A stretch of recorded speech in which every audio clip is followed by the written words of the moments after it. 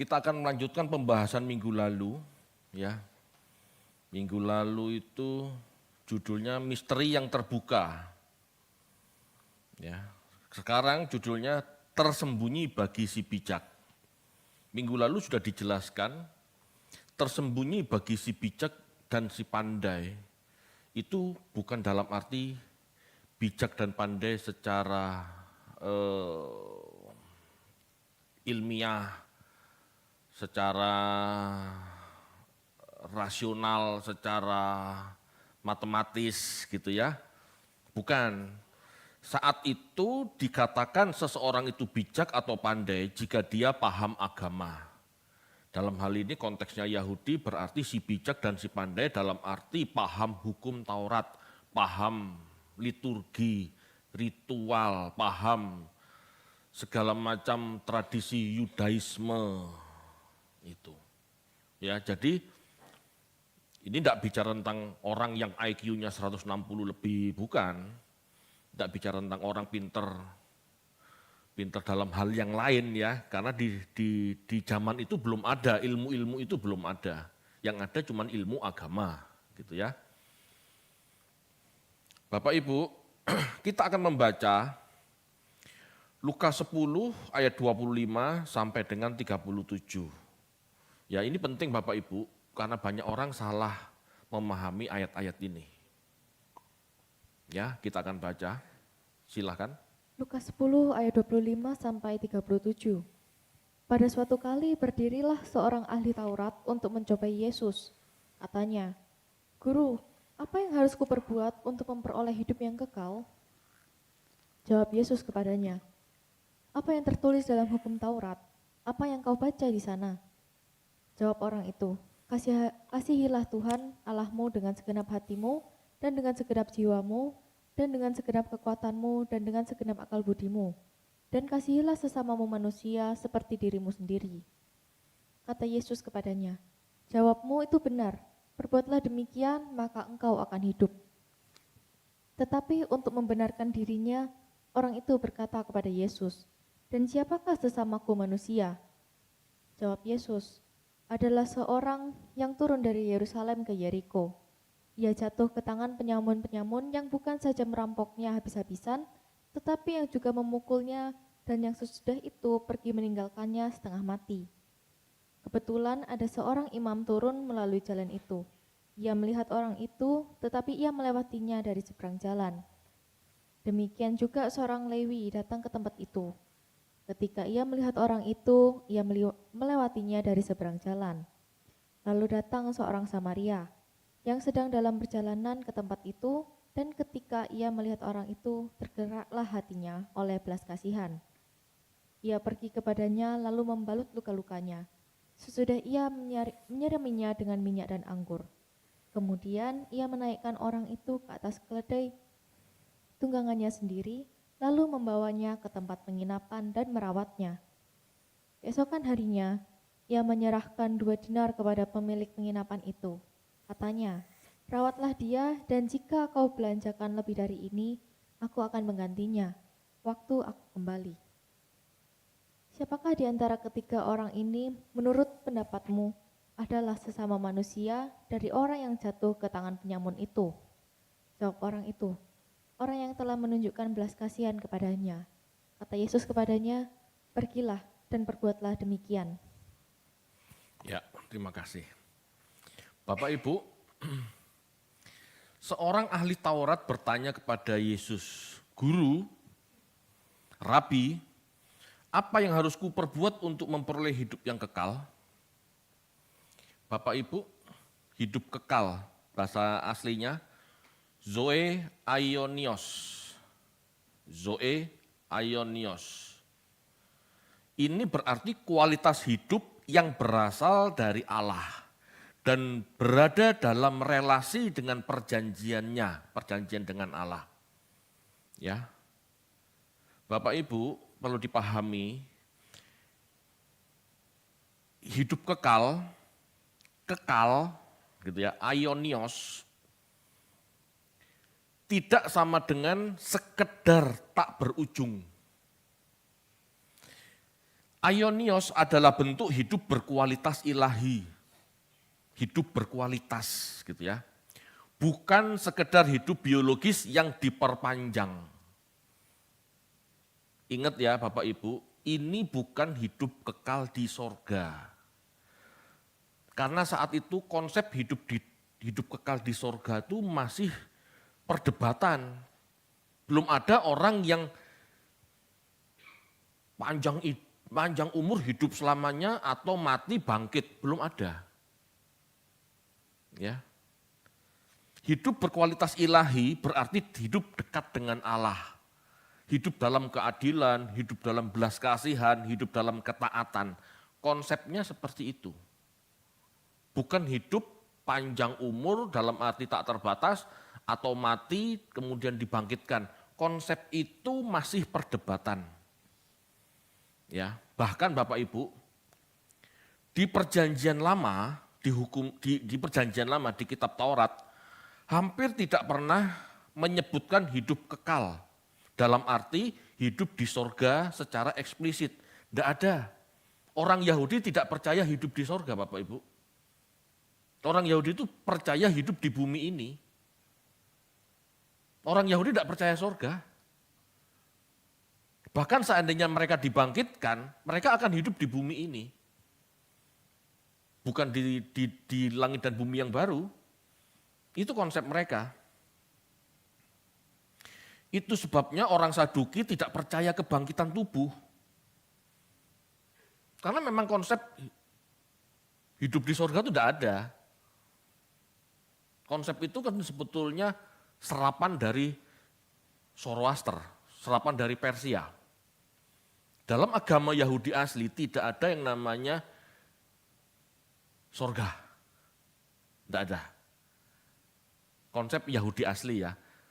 Dalam perjanjian lama yang kitab-kitab tertua, seperti Daud dikatakan, maka Daud dikumpulkan bersama nenek moyangnya. Udah begitu aja, tidak ada konsep sorga.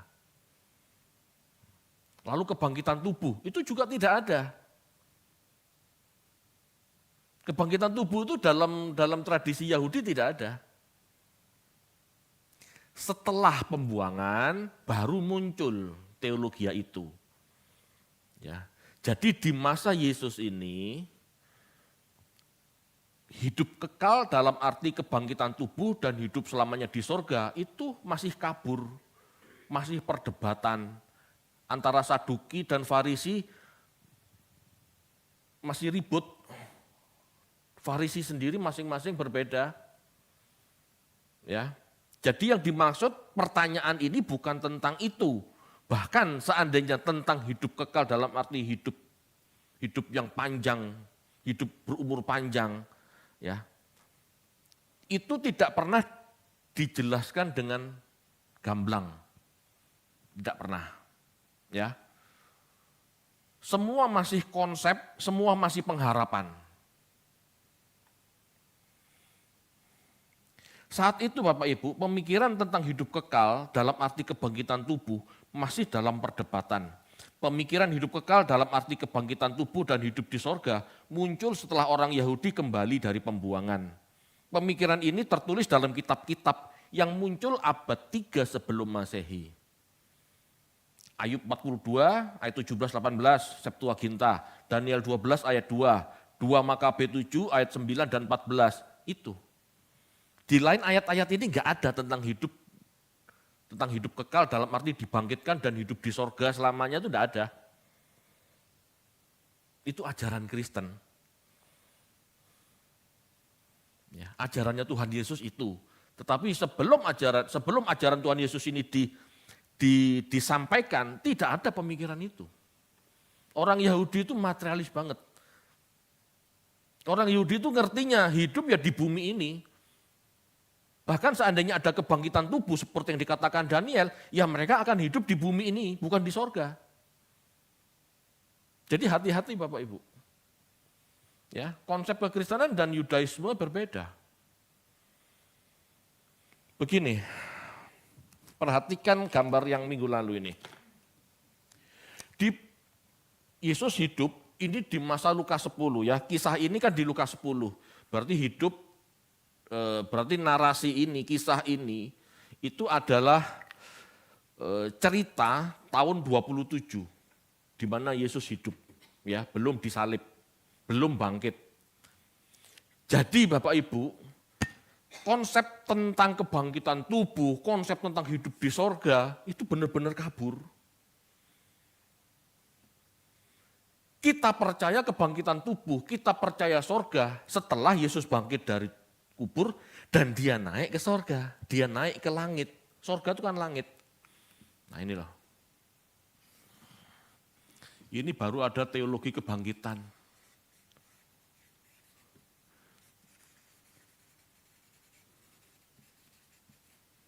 Di zaman PL belum, bahkan seandainya ada, itu masih pengharapan. Di 2 Makabe, Daniel 2 itu masih pengharapan. Yesuslah yang membuktikan kebenaran kebangkitan tubuh. Yesus bangkit dari tubuh. Oh, teologi itu benar. Oh, dia Yesus naik ke surga. Oh, dia benar. Paham ya maksudnya ya? Jadi sebelum Yesus bangkit dan naik ke surga, konsep tentang kebangkitan tubuh dan hidup di surga bersama Tuhan selamanya itu masih kabur. Masih perdebatan. Ya. Jadi bisa dikatakan Yesus sebetulnya tidak benar-benar menjawab apa yang ditanyakan oleh ahli Taurat ini. Percuma sebetulnya. Karena dia sudah punya konsep sendiri. Gitu ya. Kita lanjut aja dulu. Nanti akan pelan-pelan akan terjawab. Dari pertanyaan itu, ya dari pertanyaan, guru apakah yang harus kuperbuat untuk memperoleh hidup yang kekal, hidup yang berkualitas akhirnya. Bukan masalah panjang, tapi hidup yang berkualitas, hidup yang dekat dengan Allah. Maka Yesus menjawab dengan apa yang utama dalam hukum Taurat. Yesus menjawab dengan apa yang sudah jelas. Ya, apa yang tertulis dalam hukum Taurat, apa yang kau baca di sana. Kemudian jawab orang itu, kasihlah Tuhan Allahmu dengan segenap hatimu, dengan segenap jiwamu, dengan segenap kekuatanmu, dan segenap akal budimu. Dan kasihlah sesama manusia seperti dirimu sendiri. Bapak Ibu, ini adalah ayat yang terdapat dalam Ulangan 6 ayat 5. Betul ya? Tidak terkait langsung dengan hidup kekal. Tidak terkait langsung dengan hidup kekal dalam arti kebangkitan tubuh dan hidup di LB3 selamanya. Tidak ada. Ayat itu cuma ngomong kasihlah Tuhan Allahmu. Kasihlah Tuhan Allahmu ini dalam Ulangan 6 ayat 5 adalah konteks hukum Taurat yang terkait Imamat 18 ayat 5. Kita baca aja, Ulangan 6 ayat 5. Ulangan 6 ayat 5, kasihilah Tuhan Allahmu dengan segenap hatimu dan dengan segenap jiwamu dan dengan segenap kekuatanmu. Ya, ini konteks hukum Taurat ya. Kitab Ulangan kan kitab hukum. Ini terkait dengan kitab hukum Taurat yang lain. Misalnya, bukan misalnya, ini satu-satunya. Imamat 18 ayat 5, ayo dibaca yuk. Imamat 18 ayat 5. Sesungguhnya kamu harus berpegang pada ketetapanku dan peraturanku. Orang yang melakukannya akan hidup karenanya. Akulah Tuhan. Ya, perhatikan ini. Orang yang melakukannya, melakukan apa? Melakukan hukum. Melakukan hukum yang mana? Yang utama, kasihlah Tuhan Allahmu dengan segenap hatimu, dengan segenap ini. Ya, orang yang melakukan hukum itu, orang melakukan hukum yang terutama akan hidup karenanya. Akan hidup karenanya. Ini hidup apa? Hidup kekal? Belum ada. Konsep itu belum ada. Di sini cuma hidup. Maksudnya apa? Kalau kita ingin dilihat oleh Allah sebagai orang yang berkualitas, yang benar-benar hidup, bukan asal hidup, maka takut akan Tuhan. Hidup takut akan Tuhan, maka hidupmu dipandang berkualitas.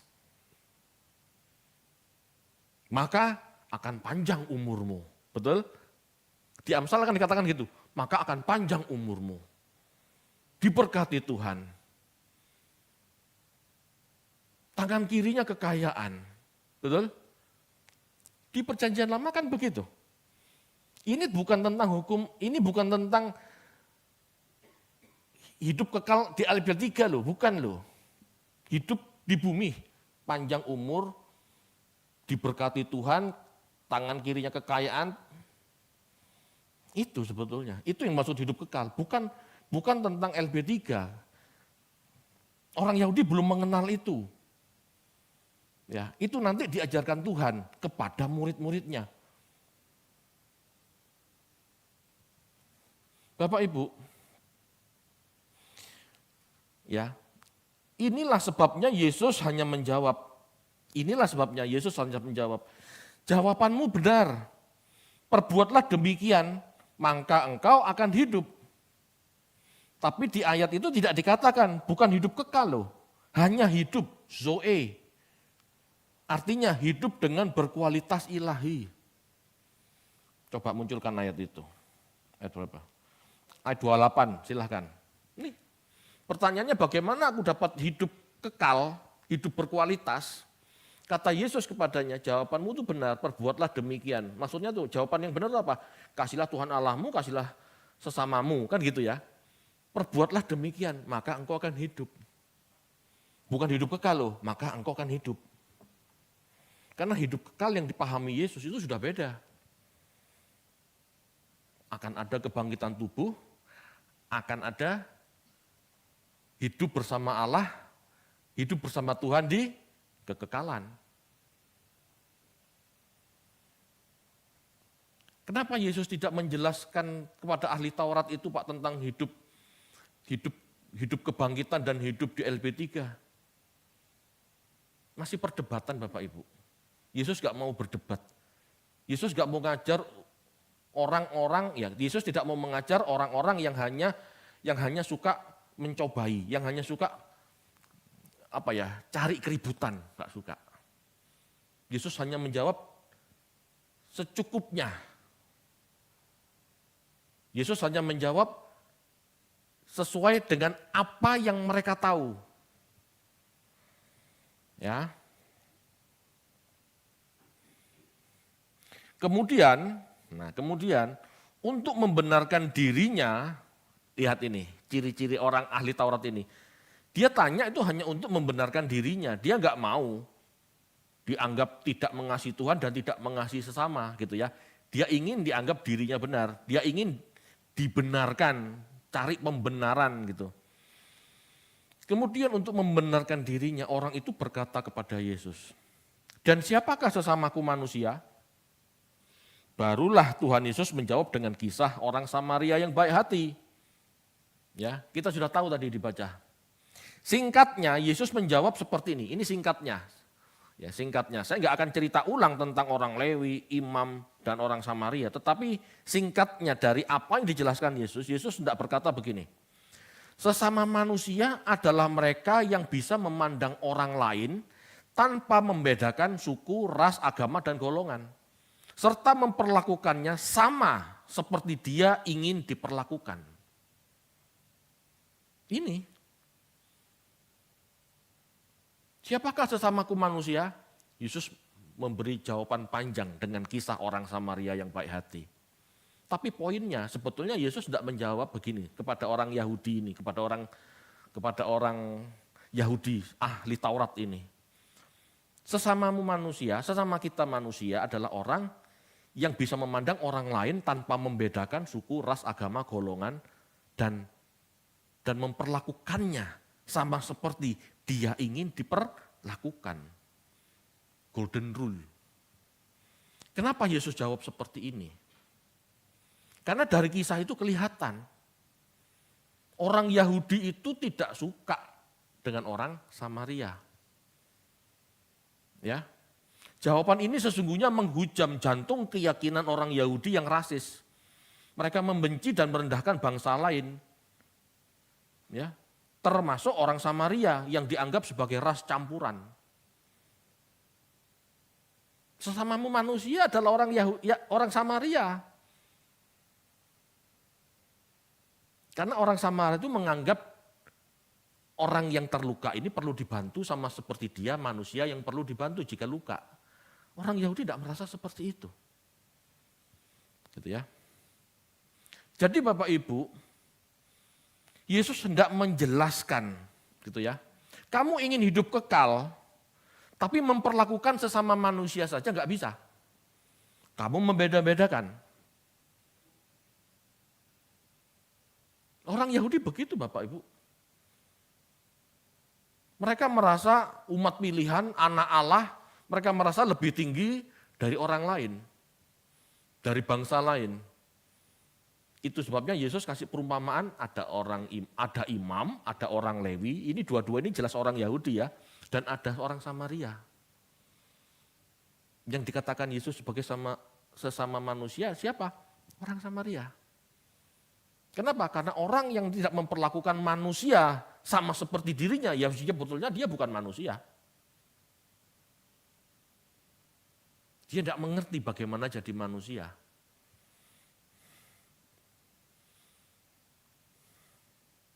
Selain tentang rasial, ya tentang rasis ini, selain itu, selain tentang rasis, gitu ya. Bagi Yesus, Bapak Ibu, tokoh-tokoh agama Yahudi yang merasa paling mengenal hukum Allah ini tidak mampu mengenal hati Allah. Halo, paradok loh. Imam, pemimpin bait Allah, Lewi, pelayan bait Allah, yang katanya paling mengerti kitab suci, paling mengerti agama, tapi tidak mengenal hati Allah.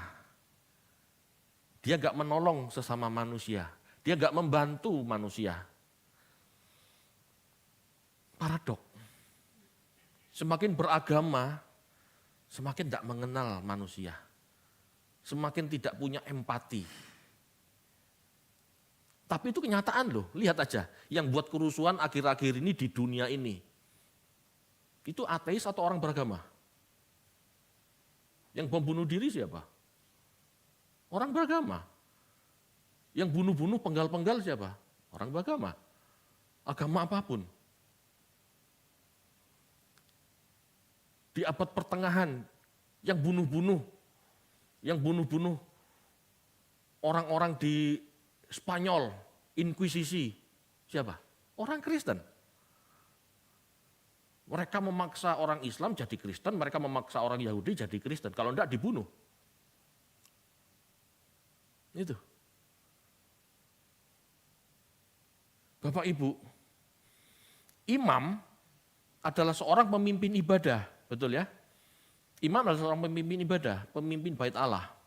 Kalau zaman sekarang bisa dikatakan gembala, pendeta, tapi dia tidak paham melakukan ibadah atau penyembahan yang sesungguhnya.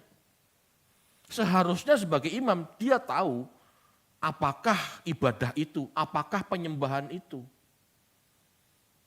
Kita baca yuk Roma 12 ayat 1. Ini kan Paulus yang mengatakan, sebagai seorang Yahudi dia tahu.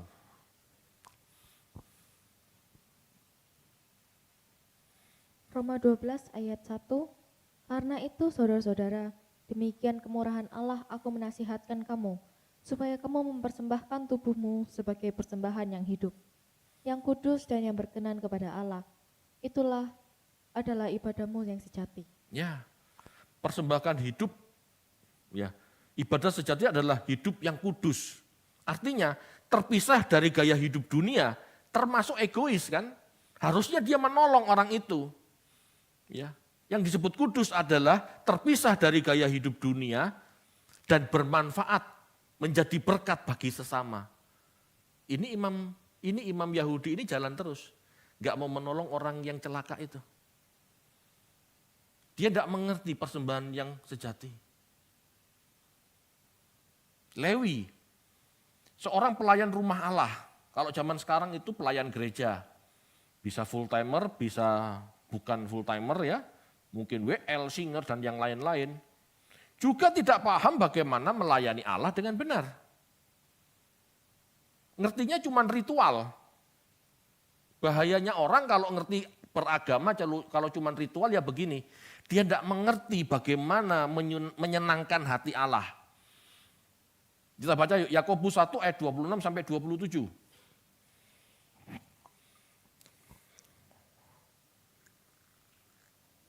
Yakobus 1 ayat 26 sampai 27.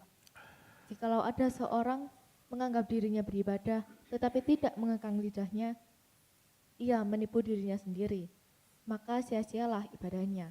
Ya, Ibadah yang murni dan yang tak bercacat di hadapan Allah, Bapa kita, ialah mengunjungi yatim piatu dan janda-janda dalam kesusahan mereka, dan menjaga supaya dirinya sendiri tidak dicemarkan oleh dunia. ya. Dengan kata lain Bapak Ibu, ibadah yang murni adalah menjaga ucapan. Sebisa mungkin ucapan itu jadi berkat, bukan menyakiti sesama. Dan menolong orang dalam kesusahan. Ibadah yang sejati itu Bapak Ibu, bukan ritual. Di sini Tuhan Yesus sedang menunjukkan, ini loh paradoknya.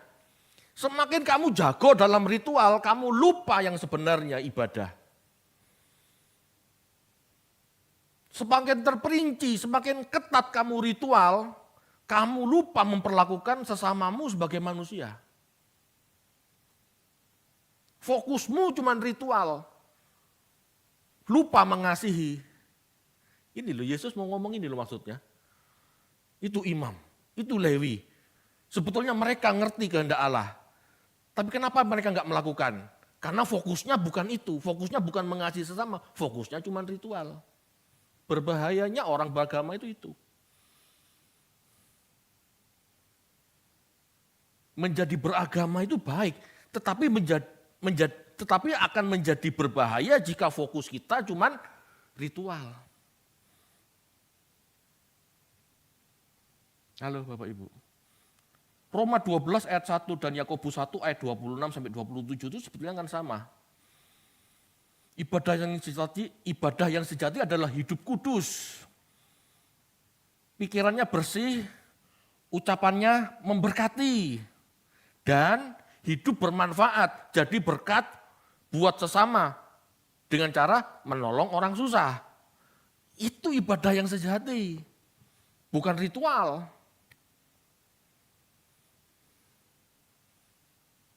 Bapak Ibu, ini yang mau dinyatakan Tuhan. Paradoknya orang itu tuh, semakin beragama nggak semakin baik, tapi semakin jahat. Kalau orang sudah terjebak sama konsep ritual, salah dikit nggak boleh, beda dikit ribut. Kamu nggak jaga perasaan orang. Halo.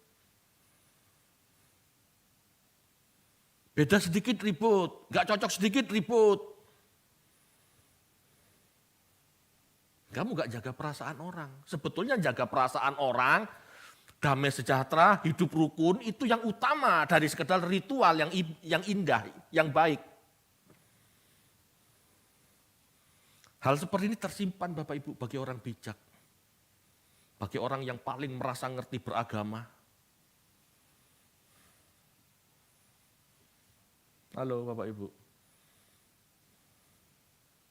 Itu sebabnya kan saya enggak, kalau di gereja ini ya kan saya enggak mau terlalu ikut ritual kan. Jalan aja lah.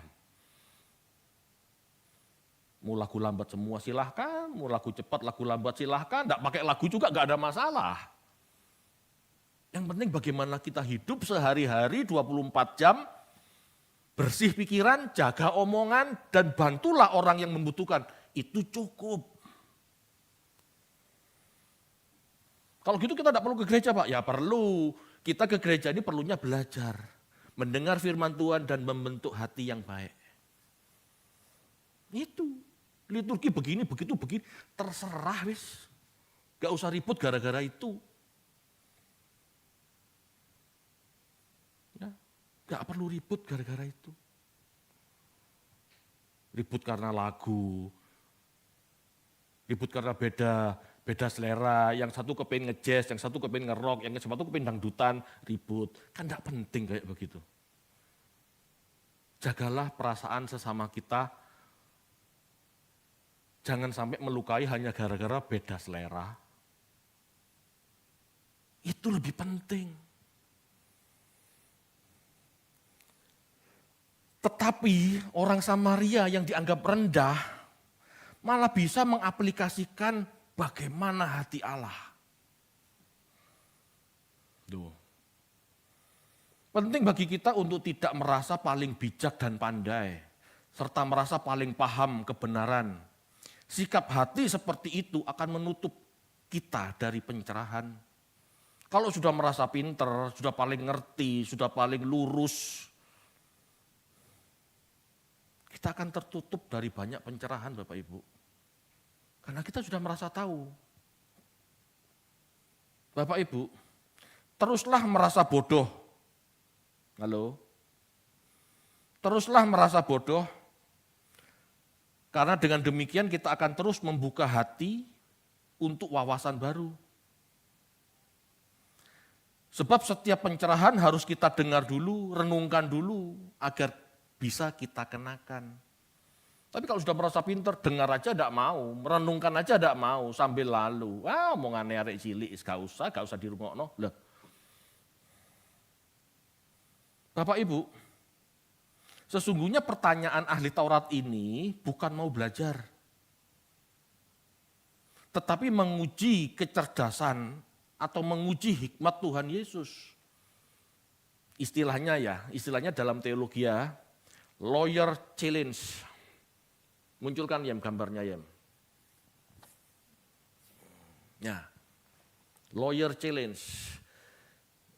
Lawyer challenge itu menunjuk pada momen ketika ahli Taurat mencoba menguji atau menjebak Yesus dengan pertanyaan-pertanyaan sulit. Ahli Taurat ini sebetulnya sedang bertanya pertanyaan sulit, hidup kekal itu seperti apa?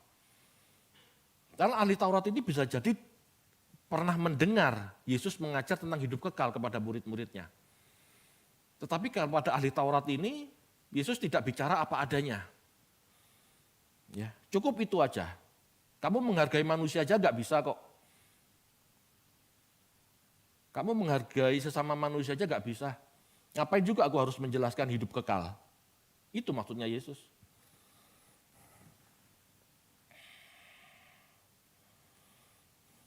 Yesus tidak langsung menjawab pertanyaan tentang hidup kekal dalam arti kebangkitan tubuh dan hidup di LB3. Sebab itu akan memicu perdebatan. Ya, seperti yang terjadi antara Saduki dan Farisi, itu ribut Bapak Ibu. Orang Yahudi Bapak Ibu, ribut diskusi itu biasa. Tapi nggak menyenangkan kan, ribut, senangnya gontok-gontakan, debat teologis gitu. Nggak penting.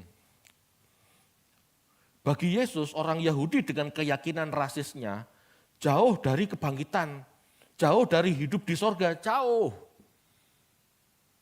Pak jangan menghakimi Pak, loh ini Yesus yang ngomong. Nggak percaya? Kita baca yuk, Matius 8 ayat 11-12. Yesus tidak selera, Yesus tidak kepingin menjelaskan hidup kekal karena mereka rasis. Orang rasis tidak akan masuk surga. Kita baca Matius 8 ayat 11-12. Matius 8 ayat 11-12. Aku berkata kepadamu, banyak orang akan datang dari timur dan barat dan duduk makan bersama-sama dengan Abraham, Ishak dan Yakub di dalam kerajaan surga. Sedangkan anak-anak kerajaan itu akan dicampakkan ke dalam kegelapan yang paling gelap.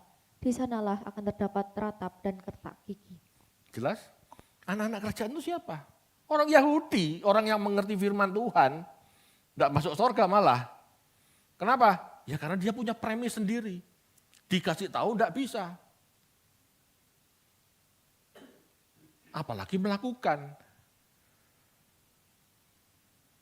Jadi istilahnya Yesus menjawab pertanyaan orang Farisi, orang ahli Taurat ini cuma gini loh. Yang penting kamu hidup mengasihi Tuhan dan mengasihi sesama dulu lah. Gak usah tahu hidup kekal dulu lah. Percuma, masuk saja belum tentu kok. Dengan sikap seperti itu gitu loh maksudnya. Halo Bapak Ibu, bisa dipahami ya? Semakin orang merasa bodoh, semakin orang rendah hati, dia mau belajar dan dia terbuka. Semakin orang punya premis dan ngotot sama premisnya, merasa paling benar, tidak bisa dikasih tahu. Dan orang seperti ini akan kelewatan banyak hal bagus. Betul. Bagi Yesus Bapak Ibu, hidup kekal dalam arti dibangkitkan dan hidup di dunia yang akan datang, jelas diperoleh dengan cara mengikut Dia. Ya. Hidup seturut jejak hidupnya. Amin. Saya ulangi.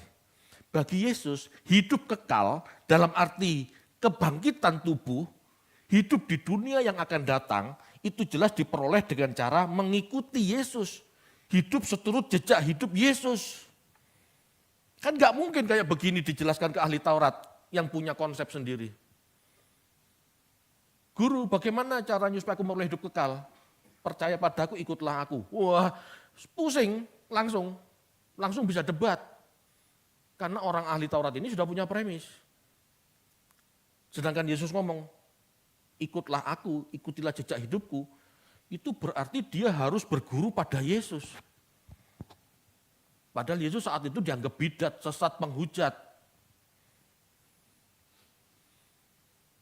Jadi Yesus ngomong apa adanya. Sudah, jawab gini aja supaya tidak ribut. Intinya begitu. Percuma juga kamu rasis kok. Jelas Bapak Ibu.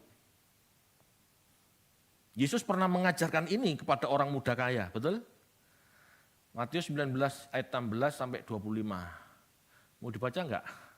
Enggak usah ya, sudah tahu ya. Matius 19 ayat 16 sampai 25. Di situ Yesus mengajar kepada orang muda kaya yang tanya dengan pertanyaan yang sama. Guru, bagaimana aku memperoleh hidup kekal?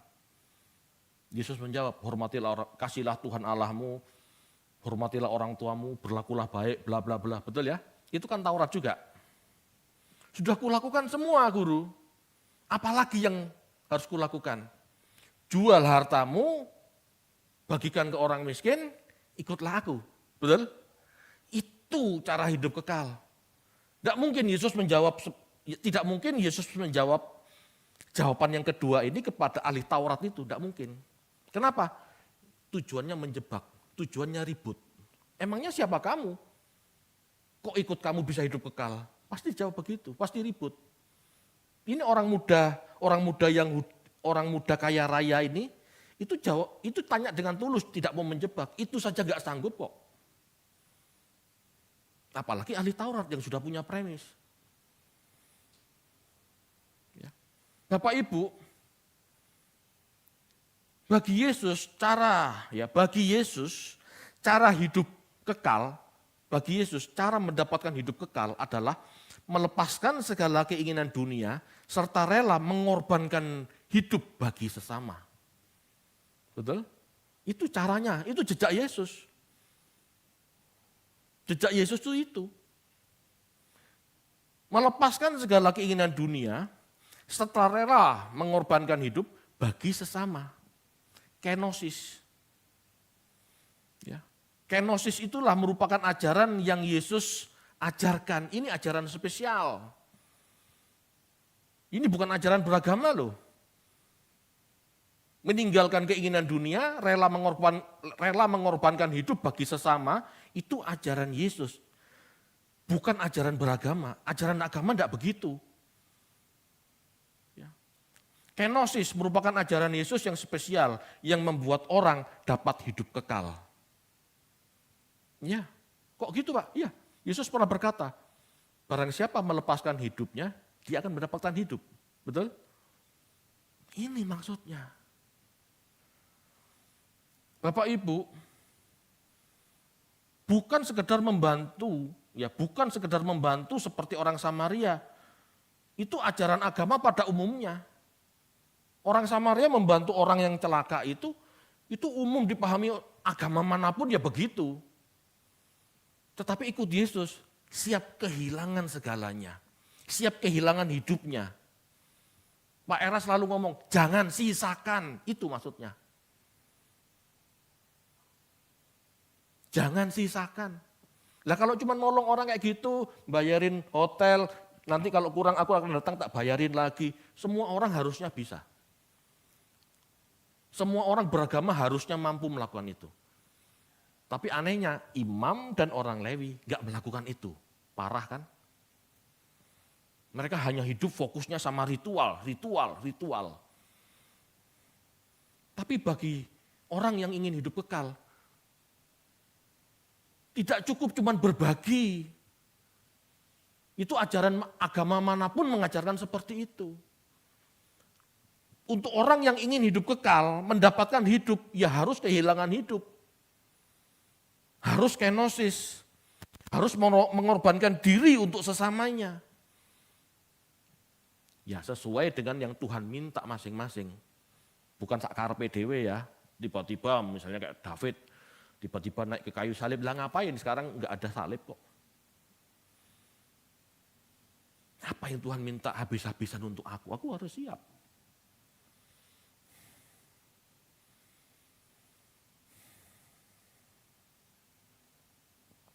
Bapak Ibu, jika memanusiakan sesama manusia saja tidak bisa, maka tidak mungkin masuk surga. Tidak bisa. Jadinya di surga egois lagi. Bapak Ibu, Yesus tidak menjelaskan kepada ahli Taurat ini seperti kepada orang kaya. Ya, Yesus tidak menjelaskan kepada ahli Taurat ini seperti kepada orang muda kaya. Yang di Matius 19 ayat 16 sampai 25 itu. Ya. Di Matius 19 ayat 16 sampai 25 itu ada dua level kebenaran. Yang pertama berdasarkan Taurat, berdasarkan ajaran agama. Yang level kedua yang lebih tinggi, yang lebih sempurna, ikutlah aku, ikutlah Yesus. Itu kalau mau sempurna. Ya. Yesus tahu pertanyaan ini pertanyaan jebakan.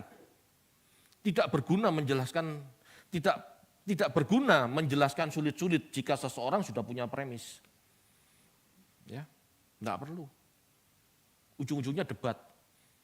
Kecuali orang yang bertanya ini mau rendah hati mengosongkan gelasnya. Bapak Ibu, banyak hal spiritual atau hal rohani yang tidak dapat dipahami orang beragama. Hidup mengosongkan diri, rela berkorban, tidak bisa mereka terima. Orang beragama tidak bisa terima. Hidup mengosongkan diri, kenosis dengan rela berkorban, itu tidak bisa mereka terima. Bagi mereka orang beragama, premis mereka adalah taat mendatangkan berkat, tidak taat kutuk. Bukan malah miskin tidak punya tempat untuk meletakkan kepala. Loh, Yesus kan aneh kan? Yesus itu berusaha taat kepada Bapa loh. Tapi fakta hidupnya apa? Dia miskin, tidak punya tempat meletakkan kepala. Mati disalib, mati muda, tidak panjang umur. Bagi orang Yahudi, orang seperti ini kena kutuk. Itu maksudnya. Paradok Bapak Ibu, kita ini bertolak belakang dengan konsep-konsep Yahudi sebetulnya.